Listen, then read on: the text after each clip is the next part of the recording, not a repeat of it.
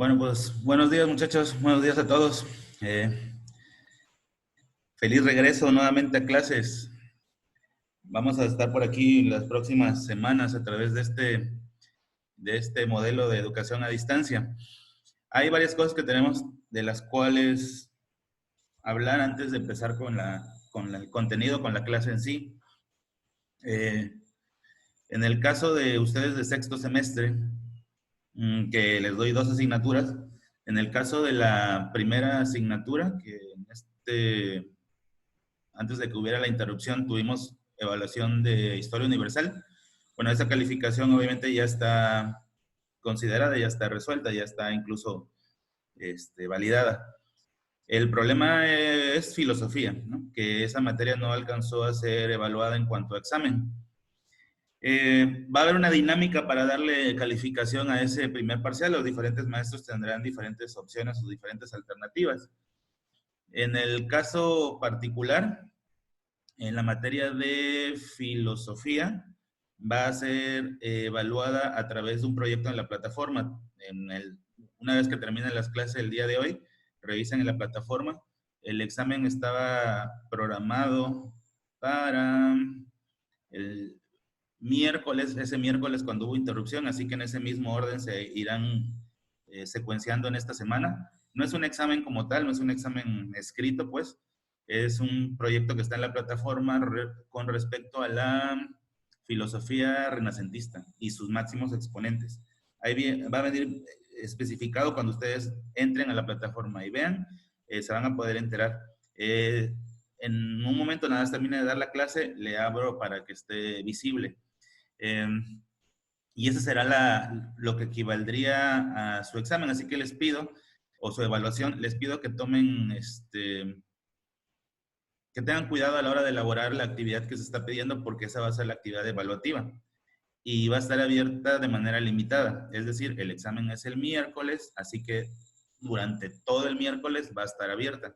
Pero una vez termine ese día, en ese momento se acaba, porque hay que darle espacio a los demás maestros para que hagan también sus evaluaciones. En particular caso de la materia de filosofía, corresponde al día miércoles. Ese día miércoles, vuelvo a repetir, en la plataforma va a estar abierta desde la primera hora, desde las 0 horas, hasta las 23:55, un día completo, 24 horas completas para hacer la actividad, que va a consistir en hacer un reporte escrito sobre la filosofía del Renacimiento y sus máximos exponentes, que son los temas que hemos estado viendo, que vimos antes de las vacaciones ahorita de Semana Santa, y que regresando ahorita también estamos viendo, vamos a ver ese tema. Eso con respecto a la calificación del primer parcial. En el caso de Historia Universal, sí ya tienen su calificación. En Filosofía va a estar sustentada en ese trabajo que van a subir a la plataforma del colegio. Ya no estamos hablando de Drive, estamos hablando acerca de la plataforma del colegio. Esa el día miércoles, 24 horas abierta, para que se ponga el suficiente empeño en el trabajo, puesto que de eso depende su calificación. Nada de copiar y pegar. Va a estar también ahí estipulado una rúbrica a través de la cual se va a considerar la calificación, y no hay tiempo para entregarlo después. Van a tener 24 horas completas para poderlo hacer. Es un trabajo sobre la filosofía en el Renacimiento y sus máximos exponentes. Eso respecto a la calificación pendiente del primer parcial. Entonces quedamos claros que no hay examen escrito, es a través de un proyecto que tiene que ver con todas las clases anteriores, más esta de hoy y la que viene respecto al Renacimiento. es trabajo escrito, se sube en la plataforma como normalmente lo suben. Ahí en la plataforma van a estar especificadas cuáles son las características que debe de tener el trabajo. Eso respecto a la evaluación del primer parcial. Hablando ya del segundo parcial, vamos a hacer algunas acotaciones. Sexto semestre creo que no tengo ningún problema con los trabajos en Drive, pero bueno, nada más recordarles que los trabajos que se suban respecto a la clase, que es el contenido de la clase, son las notas pues de la clase, se suben a la plataforma y siempre encargamos un trabajo que tenga que ver con la sesión. En este particular caso, en esta semana que son evaluaciones, las van a poder subir a las carpetas de Drive teniendo como plazo el día viernes, para darles oportunidad de que también puedan hacer las otras actividades que se consideran evaluación del primer parcial.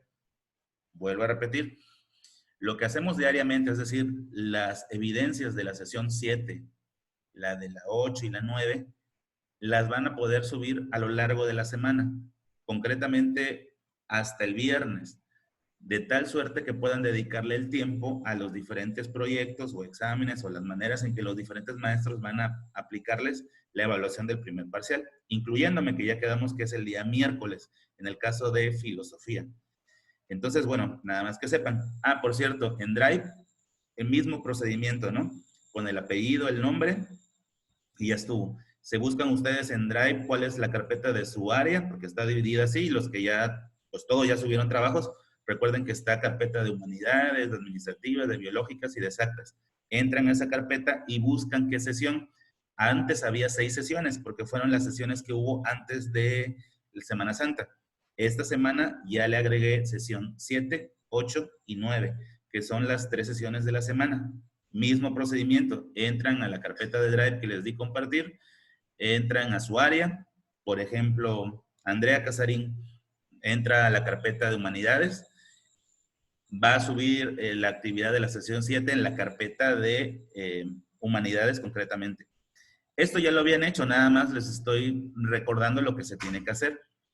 Y también quedamos que van a tener de plazo para subir las actividades de clase, las evidencias de clase hasta el día viernes, dándoles oportunidad de que puedan ustedes dedicarle el tiempo para las evaluaciones de esta semana de las diferentes materias, ¿sí? Entonces, bueno, ya sabiendo todo esto, cómo se va a evaluar filosofía, las evidencias tanto de historia universal como de filosofía, van a tener de límite hasta el viernes para poderlas subir. Obviamente intentamos no encargar, en mi particular caso, encargarles tarea como tal, es más bien evidencias de clase, que tiene que ver con las notas y las actividades del libro de acuerdo a los temas que vamos viendo. Esa es la condición. Aterrizando, ya regresando a las clases nuevamente.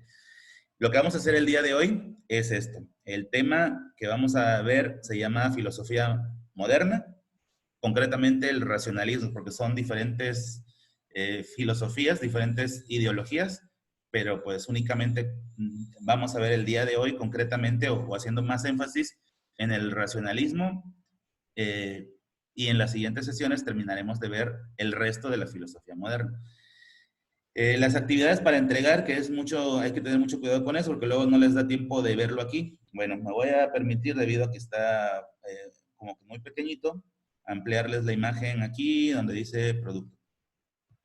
Los productos son las notas de clase, las evidencias del día de hoy y una resolución de pregunta tipo ensayo y actividad en el libro en la página 98-99. ¿Cuál es la pregunta tipo ensayo? ¿Qué es el racionalismo? ¿Y cuál es la actividad del libro base? Pues una actividad relacionada con el mismo tema, que es una serie de preguntas que al final de la clase nos va a dar tiempo de poderlas revisar. No contestarlas, pero sí revisarlas. Esto nada más para que vean lo que se va a hacer el día de hoy respecto al tema que es el racionalismo. Estamos en la sesión 7 del segundo parcial. Nada más para recordarles las condiciones que tenemos que llevar respecto a las clases. Acuérdense que deben de estar ustedes 5 minutos antes de la hora en que empieza, es decir, 5 minutos antes de la hora, sin importar qué hora sea, para que el profesor a la hora en punto pueda dar de alta a todos y no tener que estar interrumpiendo la clase para darle a aceptar a alguna otra persona.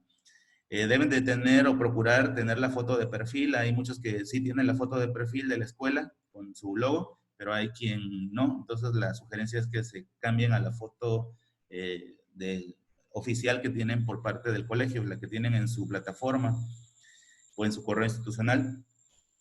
Deben de tomar en cuenta también, como lo hemos estado haciendo hasta ahorita, que todo ha estado perfecto respecto a la conducta que se maneja dentro de la educación a distancia. El chat está siendo grabado y monitoreado por parte de los coordinadores, dirección, en todo momento, en todas las sesiones. Dependiendo del grado, es el coordinador y la directora está en casi todas las clases. También esto sirve para recordarles que en caso de cualquier eventualidad, como que hay una interrupción en el internet, que por alguna razón extraordinaria no pueda yo dar estar en la sesión, pues tengan la facilidad de que puedan recurrir a su coordinador y poderles pasar la clase que ha sido grabada, en caso de que por alguna extraordinaria razón no pudieran estar en el día que corresponde y a la hora que corresponde. Tienen esa facilidad y esa oportunidad de recuperar la clase a través de los cordis. Por eso están siendo grabadas. Y bueno, recordar también la asistencia, que para este momento ya la debieron de poner todos, que es poner la asistencia en el chat con su nombre completo. ¿Qué otra cosa que deben de recordar? Bueno, hay que estar pendiente de las evaluaciones, hay que estar pendiente de los trabajos que se suben al correo institucional en Drive y hay que estar al corriente en las actividades de la plataforma. Concretamente, más allá de mi materia, como una sugerencia en particular, tengan muchísimo cuidado en esta semana, estén muy al pendiente por las evaluaciones. Acuérdense que se va a recuperar la evaluación del primer parcial a través de diferentes mecanismos. Cada maestro establecerá los suyos. En nuestro caso ya quedamos que cómo se va a evaluar filosofía y hay que estar pendiente de la plataforma. La actividad, lo que se pide para esa evaluación va a estar disponible a partir de hoy, pero acuérdense que se sube el miércoles, concretamente el miércoles desde las 0 horas hasta las 23:55 para respetar el día que nos correspondía a nosotros nuestra evaluación, que era el día miércoles de esa semana antes de la interrupción. Entonces, ya conociendo los lineamientos, ya viendo lo que vamos a ver el día de hoy, vamos a comenzar con la clase. El tema que nos corresponde es la filosofía moderna y vamos a hablar concretamente del racionalismo como la base más importante. Aquí quisiera hacer una aclaración que veníamos saliendo de la época medieval, veníamos entrando a la época del Renacimiento, vinieron en el mundo, en Europa, clases pasadas, sesión 6, 5, el estallido de las reformas protestantes, que si bien tenían que ver con la religión, también impactaron en el mundo del conocimiento. Nuevas teorías respecto a la evolución, respecto al origen del hombre, respecto a los movimientos astronómicos, cómo es que el Sol se mueve, cómo es que la Tierra gira alrededor del Sol, y todo esto de alguna u otra manera permitía tener una noción diferente a lo que había prevalecido durante la época del Renacimiento y la Edad Media. Entonces hubo esa transferencia y ese cambio respecto a la forma de ver el mundo. Y es por eso que la filosofía moderna, el conocimiento se convirtió pues en un problema. En un problema en el sentido de que no había una fórmula, una manera fija o establecida o sistemática de llevar a cabo el conocimiento o buscar el conocimiento, lo que significa que se tuvo que construir un mecanismo a través del cual, a través de investigaciones, se pudiera llevar a cabo la búsqueda de ese tal conocimiento. Y eso, bueno, hubo diferentes propuestas. Dentro de las propuestas más importantes está el racionalismo, que están viendo ustedes en la pantalla en la parte izquierda, que le apostaba concretamente y exclusivamente al uso de la razón para alcanzar el conocimiento. Eso tuvo una contraparte. Por otro lado, un grupo de intelectuales de diferentes disciplinas, de diferentes áreas, todos filósofos, pero también astrónomos, pero también físicos, pero también biólogos, implementaron un modelo diferente y ese modelo diferente era el empirismo. Por eso la imagen del centro, que tiene que ver con práctica, tiene que ver con experimentación. Ellos consideraron que la única vía o la vía más confiable para poder alcanzar el conocimiento era la práctica, la experimentación, llevar a cabo procesos a través de ensayo y error, procesos observables. Y en esa disyuntiva estaba el mundo en esta época de la filosofía moderna, al inicio de la filosofía moderna. Por un lado, había quien le apostaba exclusivamente al uso del racionalismo para alcanzar el conocimiento y el saber, y por otro lado, estaban los empiristas teniendo como única vía válida la experiencia para poder alcanzar el conocimiento. La realidad, y está en la imagen de la derecha, esta imagen del cerebro, que si quieren ahorita la ampliamos para que puedan verificar.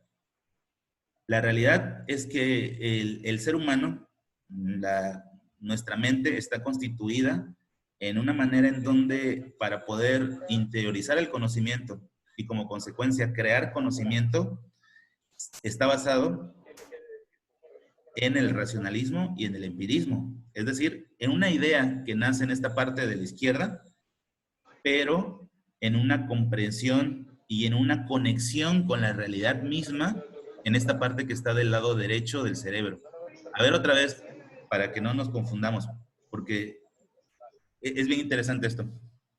Vean, la parte izquierda del cerebro, que normalmente se nos dice que es la parte racional, que si tienes más predominio de este lado del cerebro, nuestro cerebro está constituido sí así, pero la otra parte no nada más es exclusivamente para las cosas creativas, para ser artista, para ser eh, compositor, pintor, para ser bailarín, bailarina, sino que permite hacer una conexión entre la parte racional con la parte del mundo real. Es decir, no significa esa clasificación simple, superficial, de que tenemos dos partes del cerebro y que unas tienen que ver con que, vas a ser matemático físico, seguramente esta parte del cerebro está muy avanzada en ti y es la que domina. No, no, no. También la otra parte, que es la parte creativa, la parte nos va a permitir poder hacer conexiones entre la parte racional con la parte empírica. Entonces, bueno, esto como parte de las que tendríamos que aprender.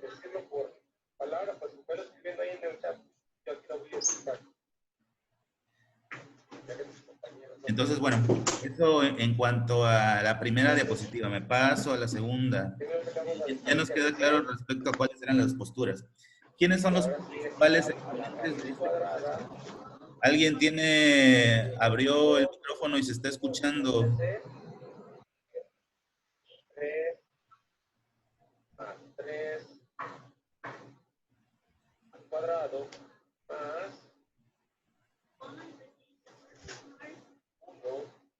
Entonces, bueno, los máximos exponentes de este proceso de la filosofía moderna son estos exponentes que están aquí.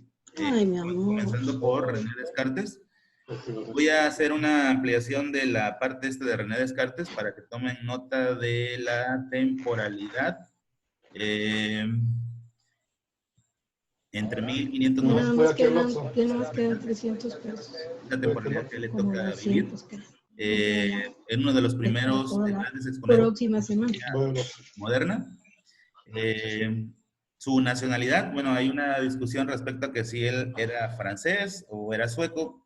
Lo cierto es que la mayor parte de su trabajo lo realizó en Francia, aunque tal vez sus antecedentes familiares estuvieron en... ¡De la bolsa! Es el máximo exponente de la parte racionalista. Utiliza un método que nace en las matemáticas, pero va más allá de las matemáticas a prácticamente todo el conocimiento.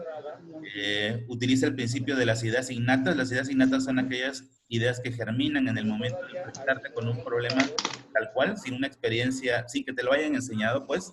Estas ideas innatas te hacen que, por ejemplo, caminando en la calle, veas una situación, inmediatamente la puedas interpretar, a pesar de que tal vez no tengas una formación específica que te explique tal fenómeno, tal situación. Entonces, bueno, él es el máximo exponente de este proceso, aunque hay otros más, y eso lo vamos a ver en las siguientes sesiones. Nos vamos a concretar en el pensamiento de René Descartes como parte importante del día de hoy. ¿Cuáles son las principales corrientes filosóficas de la época moderna? el racionalismo, que es el que nos compete, pero también hay otros que es el empirismo. Estas dos corrientes filosóficas son hasta contrarias, si tú quieres, se contraponen, hasta que viene un proceso en Alemania que se le llama idealismo trascendental o idealismo alemán, en donde personajes como el que está anteriormente aquí, Immanuel Kant, es capaz de hacer una síntesis que se le llama síntesis kantiana, que no es otra cosa más que la unificación de los procesos racionales con los procesos empíricos.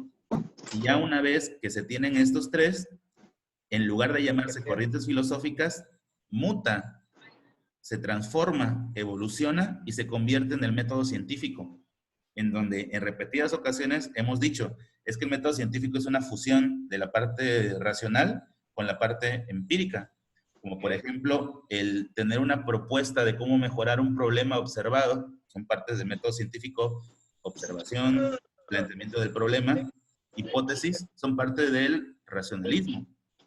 Sobre todo las dos últimas, la observación es parte del empirismo. Es decir, las corrientes filosóficas se unen, por eso intenté hacer esta imagen, se concatenan, se unifican para dar como resultado lo que más tarde llamaríamos método científico. Por lo tanto, René Descartes, Kant, los personajes después del Renacimiento, ya en la filosofía moderna, son prácticamente los padres del moderno método científico. Entonces, por eso la relevancia de estos personajes. Ahora, con respecto al racionalismo, nuevamente, ya quedamos que los máximos exponentes o su máximo exponente es René Descartes, aquí está su temporalidad, pero hubo otros más como Leibniz, que se le atribuye principios como educador. De hecho, hay escuelas que tienen este nombre. El otro es Baruch Spinoza, otro de los grandes exponentes de esta filosofía racionalista. Llegando al criticismo, a lo mejor haciendo una crítica respecto a la ideología de estos tres personajes, estuvo muy bien lo que hicieron. Hicieron aportes bastante interesantes respecto a cómo comprender la realidad. Se quedaron cortos en el sentido de que les hizo falta anexarles la parte empírica, pero desde luego que son gigantes en el conocimiento. Dieron las bases y dieron pie a lo que más adelante sería el moderno método científico, que es la base que incluso hoy en día seguimos utilizando, comenzando por la observación, que es empirismo, planteamiento del problema, que es racionalismo, formulación de la hipótesis, que es racionalismo, experimentación, comprobación, que es empirismo, y por último, teoría, ley, que es parte del racionalismo. Entonces, bueno, eso es lo más importante de estos personajes que de alguna u otra manera contribuyen de manera muy, muy, muy importante en la construcción del conocimiento moderno. Entonces, bueno. En este caso es 1 más 3. Me paso a la siguiente diapositiva. En el caso de René Descartes, vamos a tomar notas de esto, aunque la temporalidad y espacialidad ya se las puse acá. Para los que no copiaron, 1596-1650. Supongo que ya. Que ya tienen la fecha. 1596-1650. La espacialidad, él es de origen francés, aunque hay controversias respecto a su nacionalidad. Lo cierto es que su trabajo y su educación la formó en Francia.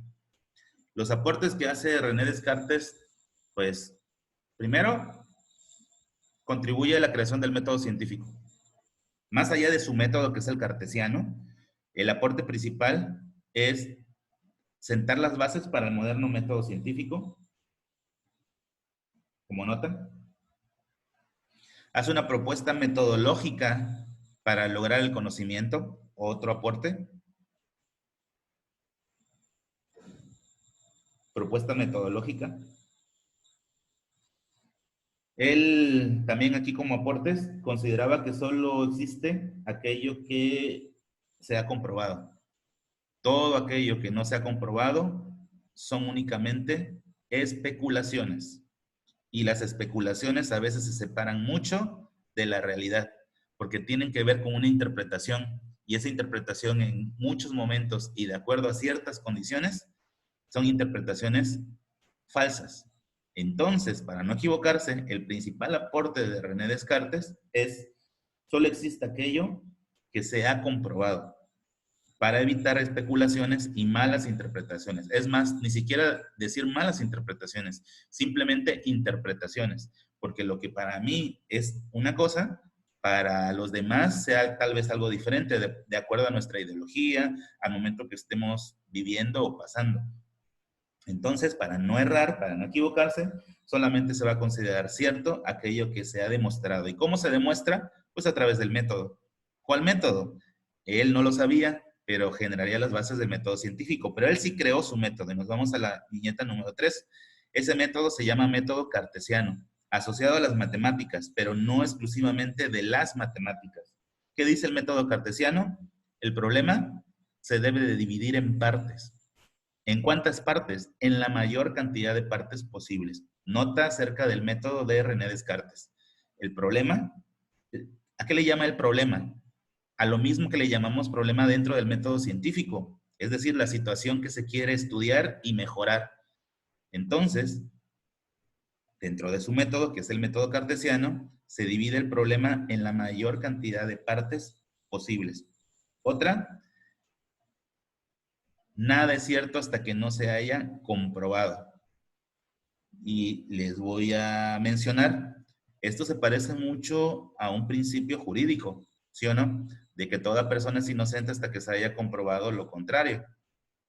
Entonces, su método no se estancó exclusivamente para las matemáticas, sino que trascendió. Incluso el método utilizado por René Descartes abarca prácticamente todas las ciencias. Entonces, de ahí la importancia del método cartesiano, que tiene estos principios. Entonces, bueno, eso como viñeta número 3. La 4, la duda cartesiana. Dice René Descartes en la viñeta 4 y la nota que van a tomar aquí, dice René Descartes que en la medida en que aprendamos a dudar de todas las cosas, vamos a equivocarnos lo menos posible. No confundir. No se trata de ser un pesimista, porque los alemanes lo criticaron y le dijeron es que eso es ser pesimista. Es más bien ser dudoso ante la realidad. Y solamente voy a salir de mi duda cuando lo haya comprobado y demostrado. Debemos de aprender a no llevarnos por la primera impresión, porque eso nos va a hacer caer en especulaciones y despegarnos de la realidad. Por lo tanto, la duda cartesiana debe de ser un modus vivendi, es decir, un estilo, un modo de vida. Hay que dudar prácticamente de todas las cosas y abarca realmente todas las cosas.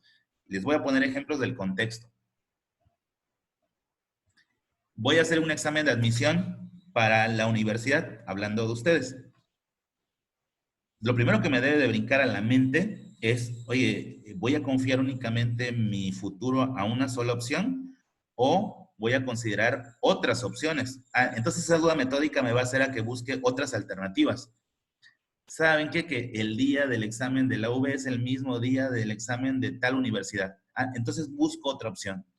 De tal suerte que no me vaya yo únicamente con una sola alternativa. Porque esa misma duda, ¿y qué tal si no quedo? ¿Y qué tal si algo pasa? ¿Qué tal si hay cosas extraordinarias que pueden hacer que ni siquiera nos presentemos el día del examen a hacer el examen? Cosas que ni siquiera nos pasan por la mente. Como no nos pasaba por la mente, por ejemplo, que el examen de admisión, por cierto, de la UV, se fuera a suspender por este proceso de pandemia, esta cuarentena que más bien creo que va a ser centena. Nadie se imaginaba eso. Bueno, pues eso es lo que nos dice René Descartes. Siempre hay que dudar de todo, porque en la medida en que dudemos de todo, vamos a tener más opciones de respuesta. Y eso es lo importante de la clase del día de hoy, más allá de la filosofía de René Descartes, de la filosofía moderna y del Renacimiento. Eso es lo que se tienen que llevar de la clase. La duda cartesiana, la duda metódica. Siempre hay que dudar de todo. Y no es que seas pesimista, es que vas a estar preparado para tener una mejor respuesta cuando una situación no esperada nos llegue. Y eso es lo que alega René Descartes en el método, pero también se puede llevar al resto de nuestra vida cotidiana. Por lo tanto, la frase que caracteriza en latín a René Descartes, hablando de que él es racionalista, pienso, luego existo. Es decir, primero analizo las cosas y luego puedo sacar conjeturas. Eso significa o eso se interpreta como cogito ergo sum, es decir, pienso, luego existo. Y una frase que denota la filosofía de René Descartes de una manera muy importante es la siguiente. Y vean, vivir sin filosofar es propiamente tener los ojos cerrados sin tratar de abrirlos jamás. A partir de estos momentos, y no importa que estemos en un proceso de educación a distancia, cada uno de los personajes que vamos a ver, de alguna u otra manera, debe de generar en ustedes un tipo de filosofía. Filosofar, pues, no es ser algo extravagante, no es estar hablando de cosas complejas, no es ponerse una túnica y caminar por ahí haciendo poses como del pensador griego. Filosofar es simplemente analizar nuestra realidad para de esa manera tener los ojos despiertos, ser capaces de captar lo que las cosas realmente son, porque de lo contrario estaré yo encajonado o condenado a únicamente interpretar la realidad que tengo enfrente de mi nariz.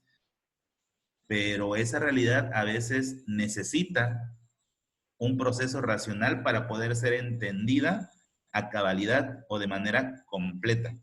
Entonces, eso es lo más importante de la filosofía de René Descartes, con esas 6 ideas principales que acabamos de ver y que debieron de tomar nota como evidencia de clase y que quedamos que las van a subir en las carpeta correspondiente a la sesión 7, teniendo como límite hasta el día viernes para dar oportunidad de que puedan dedicarle el tiempo suficiente a cada una de las asignaturas en donde se va a evaluar lo que quedó pendiente del primer parcial. En mi particular caso, quedamos que la evaluación está concentrada en un trabajo en la plataforma, que es un proyecto que va a recoger las sesiones anteriores que vimos antes de la interrupción de 2 semanas, más lo visto en la clase de hoy, que tiene que ver con la filosofía renacentista y con sus principales exponentes.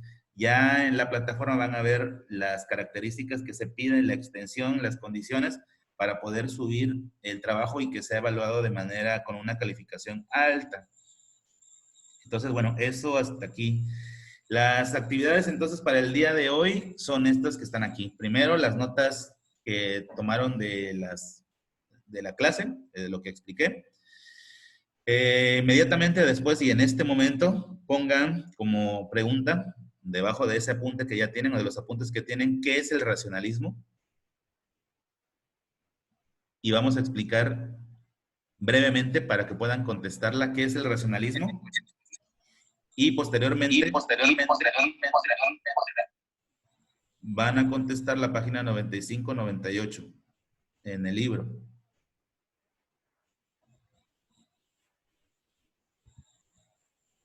Ah, no, perdón. Sí, 98-99. La actividad 1 de la página 98-99. Que son 5 preguntas que están relacionadas con el tema del día de hoy. Voy a dar pie a que podamos hacer una... perdón. Para que podamos hacer algún tipo de preguntas si es que las hubiera, si es que las tienen. Y les pido que saquen su libro y nos vamos a las páginas del libro para ayudarlos en lo que tenemos que hacer. La página 98-99. Lo demás lo vamos a considerar que ustedes van a poder contestar qué es el racionalismo porque fue la clase. Además, se apoyan con las páginas del libro para contestar adecuadamente. ¿Qué extensión la respuesta? Pues es una respuesta tipo ensayo, a lo mejor un párrafo al menos de unos 10 líneas respecto a qué es el racionalismo, utilizando la clase, utilizando el libro base entre la página 95 y 98. Además, nos vamos a la página 98-99 y ahí es donde les hago las especificaciones para contestar. Es la actividad número 1 de la página 98, que está en color verde. Y la primera pregunta habla acerca de, bueno, preguntan, ¿cómo has cambiado a lo largo del tiempo? Y es que el racionalismo habla de que nuestra percepción de la realidad va mutando, va cambiando, va evolucionando. Por ejemplo, para que puedan contestar esta pregunta, hoy yo tengo la percepción de la realidad respecto a, no sé, a la idea política. A lo mejor muchos a estas alturas de su vida todavía no se preocupe tanto de la vida política, pero esa percepción va a cambiar cuando la política pública les impacte directamente en los impuestos, en las oportunidades de trabajo, en muchos factores más, en donde ya van a tener forzosamente que poner atención en este rubro que a esta edad a lo mejor no les interese tanto, porque hasta este momento la mayoría, o casi todos, son dependientes de sus padres. Entonces a eso se refiere con que nuestra mentalidad, nuestra forma de percibir, nuestra forma de pensar, según el racionalismo, va mutando y va cambiando de acuerdo a diversas situaciones que vamos adquiriendo a lo largo de nuestra existencia. La número 2, ¿qué te constituye como lo que eres y cómo te defines? Esa pregunta es muy particular a cada uno de ustedes. La pregunta número 3, ¿qué opinas de la duda cartesiana? ¿Se puede dudar de todo, incluso de tu propia existencia? Más allá de la parte de la propia existencia, que ya es irnos a algo metafísico y algo más hasta esotérico, si quieren, y que no es nuestro trabajo aquí, sí se puede dudar de casi todas las cosas. Hay cosas que dudar de ellas tal vez nos lleve a una pérdida de tiempo, como por ejemplo, concentrarnos demasiado en esta súper polémica de ¿hay vida después de esta vida? Cuando morimos hay otra cosa más. Ahí nos vamos a poder estancar años en una discusión que no vamos a poder resolver.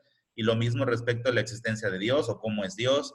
Lo mismo respecto a mi propia existencia, como dice aquí la pregunta. Salvo esas situaciones, la mayoría de todas las demás cosas sí están sujetas a poderse dudar de ellas. Esa era la pregunta 3. La pregunta 4. ¿Hay cosas de las que no dudarías? ¿Cuáles y por qué? ¿Qué te permite no dudar de las cosas? Su validez gracias a la comprobación. Por ejemplo, ¿qué cosas no podemos dudar que, por ejemplo, si llueve, es mucho más, bueno, la consecuencia de que llueva es que haya un mejor proceso en las plantas. No podemos dudar, por ejemplo, de que si como me voy a quitar el ardor de estómago que tengo como un reflejo del estómago porque tengo hambre. Nadie puede dudar, por ejemplo, de que si duermo, mi cuerpo va a descansar, mis órganos van a estar en reposo y voy a despertarme mucho más relajado, mucho más descansado. Esas son cosas de las cuales, por ejemplo, no se pueden dudar. Y la 5, ¿qué enseñanzas obtenemos al dudar? Es algo que también lo pueden contestar ahí mismo en el libro. Equivocarse de mucho menos. Y por último, ¿qué límites son útiles fijar? Se puede dudar prácticamente de todo, excepto de las cosas que no podemos de ninguna manera comprobar. Ya dije cuáles, como por ejemplo, la existencia de algo más después de la muerte. Salvo esas, de ahí en fuera todo lo demás está sujeto a ser dudoso. Bueno, ¿algún tipo de preguntas